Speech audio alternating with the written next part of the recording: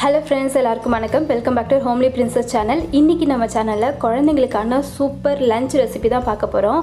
இந்த ரெசிபியை வந்து எத்தனை மாதம் குழந்தைக்கெல்லாம் கொடுக்கலான்றதை பற்றி நான் வீடியோவில் சொல்லியிருக்கேன். அது மட்டும் இல்லாமல் இந்த சம்மருக்கு ஏற்ற ஒரு லஞ்ச் ரெசிபின்னு சொல்லலாம்.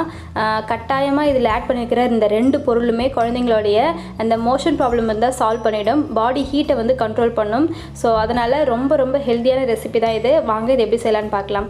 வீடியோக்குள்ளே போகிறதுக்கு முன்னாடி நம்மளோட சேனல் நீங்கள் இப்போ தான் ஃபர்ஸ்ட் டைம் பார்க்குறீங்க அப்படின்னா மறந்துடாமல் சப்ஸ்கிரைப் பண்ணிவிடுங்க. பக்கத்தில் இருக்கிற பெல் பட்டனையும் ப்ரெஸ் பண்ணிவிடுங்க. அப்போ தான் நான் போடக்கூடிய எல்லா வீடியோஸும் நீங்கள் மிஸ் பண்ணாமல் பார்க்கலாம்.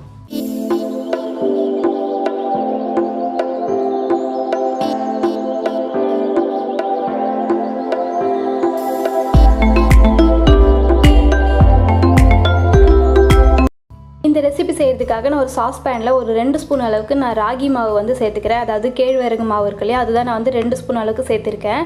இதை நம்ம நல்லா தண்ணி ஊற்றி கரைச்சிக்க போகிறோம். கேஸில் வச்சு கரைச்சிட்டிங்கன்னா உங்களுக்கு கட்டியாக ஃபார்ம் ஆகிடும். அதனால் நீங்கள் இந்த மாதிரி கேஸில் வைக்காமலே முதல்ல நீங்கள் தண்ணி ஊற்றி நல்லா இந்த மாதிரி லம்ஸ் இல்லாமல் கரைச்சி எடுத்துக்கோங்க. இப்போ அடுத்தது பார்த்திங்கன்னா நான் கேஸில் வச்சு இந்த மாதிரி நம்ம கை விடாமல் கிளறிக்கிட்டே இருக்கணும். ராகி மாவு பொறுத்த வரைக்கும் சீக்கிரமாக அடி பிடிச்சிரும். அதனால் நீங்கள் பொறுமையாக சிம்மில் வச்சுட்டு கை விடாமல் கிளறிக்கிட்டே இருங்க. இதில் அடுத்தது கொஞ்சமாக ஒரு பிஞ்ச் அளவுக்கு நான் சால்ட் ஆட் பண்ணியிருக்கேன். 1 வயசுக்கு மேலே இருக்கிற குழந்தைங்களுக்கு சால்ட் ஆட் பண்ணி கொடுக்கலாம், ஒன்றும் தப்பு இல்லை. ஆனால் 1 வயசுக்குள்ளே இருக்கிற குழந்தைங்களுக்கு வேண்டாம். சப்போஸ் இந்த 1 வயசுக்குள்ளே இருக்கிற குழந்தைக்கு கொடுக்குறீங்க, ஒமட்டுற மாதிரி பண்ணுறாங்க இந்த மாதிரி கொடுத்தா அப்படின்னா நீங்கள் லைட்டாக வந்து சால்ட் ஆட் பண்ணிக்கலாம், அந்த டேஸ்ட்டுக்காக தான். மற்றபடி அடிக்கடி சால்ட்டெல்லாம் ஆட் பண்ணி கொடுக்காதீங்க. ஸோ இப்போ நமக்கு இந்த மாதிரி டெக்ஸ்சரில் கிடச்சிருச்சு. இந்த கூழ் பொறுத்த வரைக்கும் நீங்கள் சிம்மில் வச்சு தான் வந்து செய்யணும். ஏன்னா சீக்கிரமாக ராகி வந்து குக் ஆகிடும். உங்களுக்கு பார்த்தா வந்து சீக்கிரமாக கெட்டி ஆகிடுச்சு, அப்போ குக் ஆகிடுச்சு போல் அப்படின்னு தான் தோணும். ஆனால் சீக்கிரம் அது வந்து நல்லா அந்த அளவுக்கு வேகாமல் இருந்திருக்கும். இதனால் அப்படியே கொடுத்துட்டிங்கன்னா குழந்தைங்களுக்கு வந்து லூஸ் மோஷன் ஆகிறதுக்கு சான்ஸ் இருக்குது. அதனால் சிம்மில் வச்சு பொறுமையாகவே கைவிடாமல் கிளறிக்கிட்டே இருங்க. அடுத்தது நம்ம வீட்டிலே ரெடி பண்ண ஃப்ரெஷ் தயிர் எடுத்துக்கலாம். குழந்தைக்கு பொறுத்த வரைக்கும் நீங்கள் வந்து புளிச்ச தயிர் கொடுக்கக்கூடாது, ஃப்ரிட்ஜில் வச்ச தயிர் கொடுக்கக்கூடாது. காலையில் உர ஊற்றி மதியமே கொடுக்குற மாதிரி பார்த்துக்கோங்க. அன்றைக்கி அந்த ஃபுல் டே வந்து நீங்கள் அந்த முதல் நாள் செஞ்ச தயிர் தான் கொடுக்கணும். அதுக்கப்புறம் நீங்கள் எவ்வளோ நல்லா இருந்தாலும் நீங்கள் அதுக்கப்புறம் ஃப்ரிட்ஜில் வச்சுருந்தாலும் கொடுக்கக்கூடாது. இப்போ நான் வந்து பார்த்திங்கன்னா 1 ஸ்பூன் அளவுக்கு நான் வந்து தயிர் எடுத்து நான் இந்த ராகி மாவு ரெடி பண்ணி வச்சோம் இல்லையா, அதோடு நான் சேர்த்துக்கிறேன்.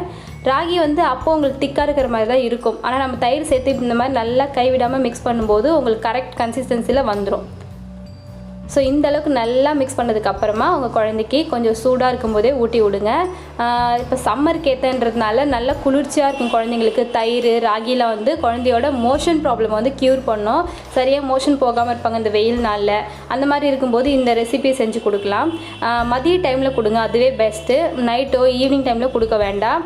எத்தனை வயசு குழந்தைக்கு கொடுக்கலான்னு பார்த்தீங்கன்னா 11 மாதத்துலேருந்து 1.5 வயசுக்குள்ளே இருக்கிற எல்லா குழந்தைக்குமே நீங்கள் லஞ்சாக கொடுக்கலாம். ராகி மாவு பொறுத்த வரைக்கும் குழந்தைங்களுக்கு 11 மாதத்துக்கு மேலேருந்து நீங்கள் மாவாகவே ரெடி பண்ணி கொடுக்கலாம். பால் எடுத்து வடிகட்டி கொடுக்கணும் அப்படின்னு கிடையாது. இந்த மாதிரி மாவாகவே ரெடி பண்ணி கொடுக்கும்போது நல்ல ஃபைபர் கண்டென்ட் இருக்குது. அதனால் ஈஸியாக மோஷன் போவாங்க, நல்ல டைஜஸ்ட் ஆகும். அதனால் தாராளமாக பயப்படாமல் இந்த ரெசிபியை செஞ்சு கொடுக்கலாம். என்னோடய குழந்தைக்கு எல்லாமே நான் கொடுத்ததுனால தான் உங்களோட எல்லாத்தையும் நான் ஷேர் பண்ணிகிட்டு இருக்கேன். ஸோ இந்த வீடியோ ஃபுல்லாக பார்த்ததுக்கு ரொம்ப தேங்க்ஸ். உங்களை அடுத்த வீடியோவில் பார்க்குறேன். உங்களுக்கு ஏதாவது டவுட் இருந்தால் கமெண்ட்டில் கேளுங்க, நான் கண்டிப்பாக ரிப்ளை பண்ணுறேன். பாய்.